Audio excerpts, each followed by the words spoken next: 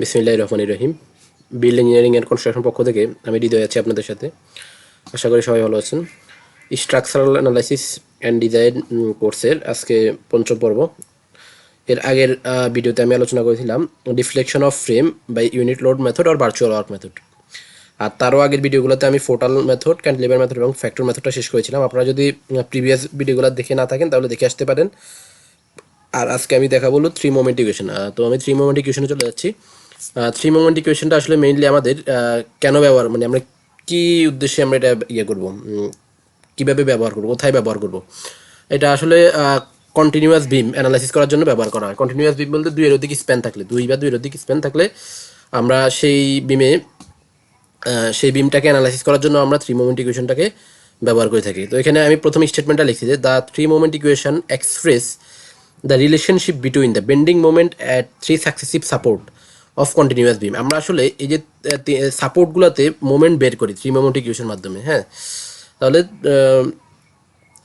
Subjected to applied load on the two adjacent span with or without uneven settlement of support. আচ্ছা, এবং load applied থাকা অবস্থায় আমরা আসলে মোমেন্টটা বের করি এবং সেখানে সাপোর্টের সেটেলমেন্ট হইতেও পারে, নাও হইতে পারে। হ্যাঁ, আনইকুয়াল সাপোর্ট সেটেলমেন্টও হইতে পারে, আবার আনইভেন সেটেলমেন্ট হইতে পারে, যে কোনো সেটেলমেন্ট হতে পারে। তাহলে আমাদের কন্টিনিউয়াস বিম অ্যানালাইসিস করার জন্য আমরা থ্রি মোমেন্ট ইকুয়েশনটা ব্যবহার করি। এটা relation between the bending moment at three successive support of continuous beam.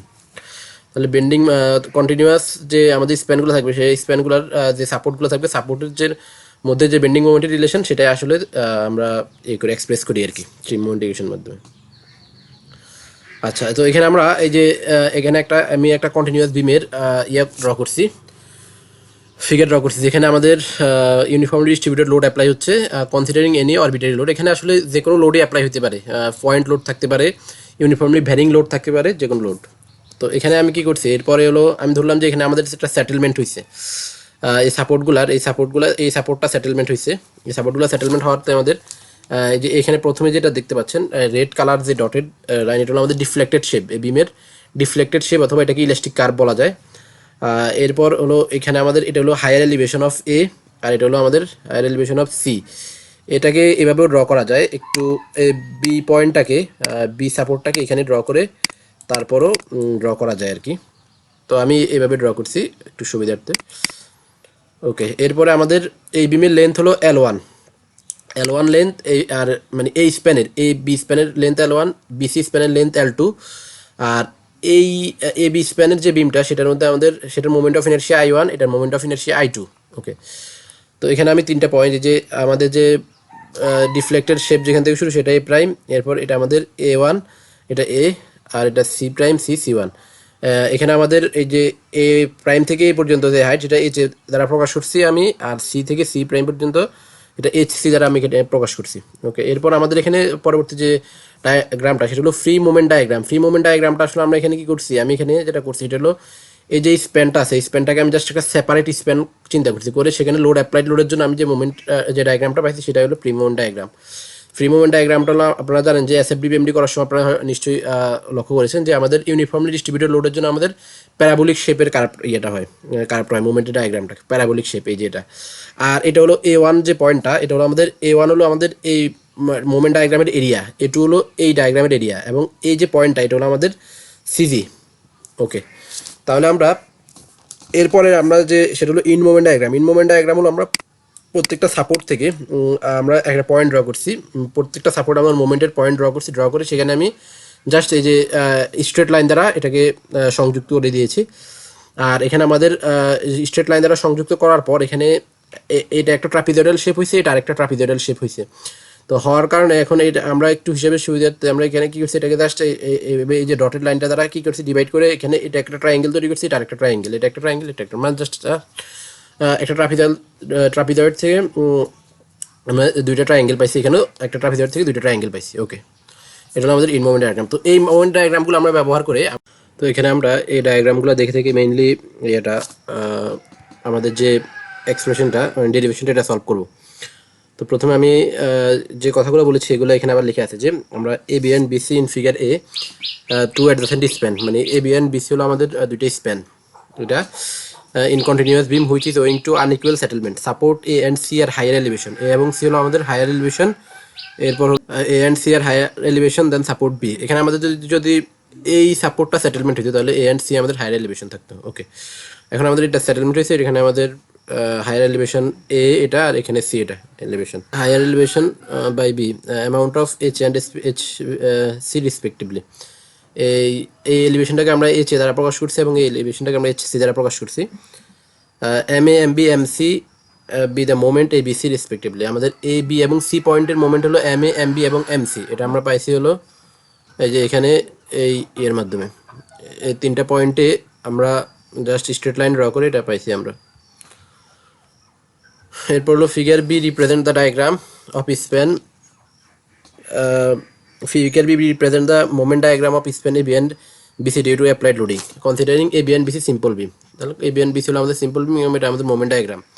Figure C represent the moment diagram of support. Okay, সিটা হলো আমার মোমেন্ট ডায়াগ্রাম। এরপর আমরা এখান এই যে প্রথম ফিগারে আমরা যদি এই ট্রায়াঙ্গেলের মধ্যে যদি আমরা ট্যান থিটা অ্যাপ্লাই করি, ট্যান থিটা ইকুয়াল টু হলো লম্ব বাই ভূমি, তাহলে আমরা এই যে ট্যান থিটা ইকুয়াল টু হলো লম্ব হলো আমাদের কত A1 আর ভূমি হলো আমাদের L1।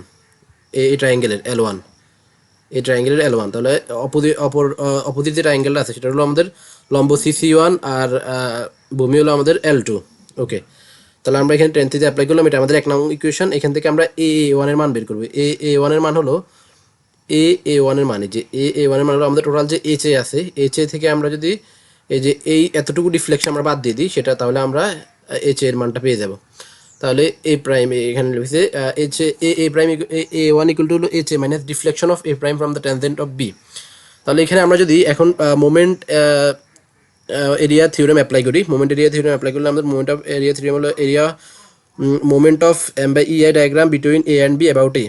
এই থেকে আমরা যদি মোমেন্টটা নিই এই এরিয়ার জন্য, তাহলে আমরা কিন্তু পেয়ে যাচ্ছি এখানে। তাহলে আমরা এখানে এটার আমাদের এই যে সিজি হলো এটা A1 আর ডিস্টেন্স হলো এটা, তাহলে আমাদের A1 ইন্টু A1 এই যে 1 বাই, এখানে আমি 1 বাই EI1 এটা কনস্ট্যান্ট, এটা কমনই নিছি।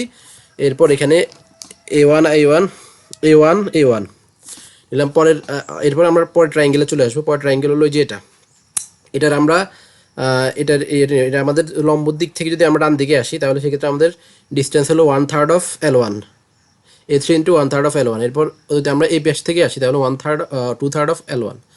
এখন আমরা যদি এখানে A1 এবং A3 এবং A4 এর মানটা বসাই দিই, A3 এবং A4 এর মান, A3 এর মান কী হবে half into base into height, তাহলে আমাদের এখানে হাফ ইন্টু লম্ব ভূমি ইন্টু উচ্চতা, তাহলে হাফ হলো আমাদের হাফ বসাইছি এখানে, হাফ বসাইলে আমাদের 1/3 এর সাথে হাফ গুণ করলে 1/6 হয়, আর লম্ব হলো আমাদের MA আর লেন্থ হলো আমাদের L1। ওকে, L1 আগে একটা ছিল এখন একটা হয়েছে, তাহলে L1 স্কোয়ার। এরপর আবার 1/3 অফ MB L2 স্কোয়ার। ওকে, এটা 2 নং ইকুয়েশন। সেম একইভাবে CC1 এর মানটা আমরা বের করছি, বের করার পর আমাদের এখানে এটা বের হয়েছে। এখন আমরা substituting equation 2 and 3 in equation 1 আমরা যদি ইয়ে করি, এটা সমাধান করি, তাহলে আমাদের এই যে এটা বের হয়। এখানে আমাদের HA বাই L1 মানে এই যে ইকুয়েশন 2 HA বাই L1, এখানে আমাদের L1 আছে, L1টা দিয়ে ভাগ হয়েছে প্রত্যেকটাকে, এই যে HA by L1 minus 1 by L1 EI1, এরপর এই পুরোটা। এরপর আবার সেকেন্ড ইকুয়েশন ক্ষেত্রে সেম 1 বাই EI2 L2, এরপর HC বাই L2। এরপর multiplying every term in above equation 6C and এখানে রিঅ্যারেঞ্জিং বা রিডিউসিং বলতে পারেন। তাহলে এখানে আমাদের হচ্ছে হলো যে ইকুয়েশনটা, এটাই হলো আমাদের 3 মোমেন্ট ইকুয়েশন অর ক্যাপলেরনস থিওরেম। ওকে, তো আশা করি আপনারা বুঝতে পেরেছেন। আপনারা যদি কোনো বিষয় বুঝতে সমস্যা কমেন্ট করতে পারেন। এখানে একটা বিষয় হয়তো আপনাদের বুঝতে প্রবলেম হতে পারে, সেটা হলো এই যে এটা 3 মোমেন্ট ইকুয়েশন, এটা হলো আমাদের মোমেন্ট এরিয়া থিওরেম অনুযায়ী। মোমেন্ট এরিয়া থিওরেমটা আপনারা দেখে নেবেন, এটা সলিড মেকানিক্স 2 এর থাকে, সলিড মেকানিক্স অফ সলিডের মধ্যে, তাহলে এটা আপনাদের বুঝতে একটু সুবিধা হবে। ওকে, তো আশা করি আপনারা সবাই বুঝতে পেরেছেন 3 মোমেন্ট ইকুয়েশনের যে আমাদের যে ফর্মুলাটা, এই ফর্মুলাটা দিয়ে আমরা আসলে সব ম্যাথগুলো করবো। নেক্সট পর্বে আমি ম্যাথগুলো শুরু করবো আর কি। যদি ভিডিও যদি বুঝতে কোনো জায়গায় সমস্যা কমেন্ট সেকশনে জানতে পারেন, আর যদি ভিডিওটি দেখে যদি আপনাদের ভালো লেগে থাকে তাহলে আমাদের চ্যানেলে সাবস্ক্রাইব করে বেল আইকনে ক্লিক করে রাখেন, যাতে পরবর্তী ভিডিও সবার আগে আপনার কাছে পৌঁছে যায়।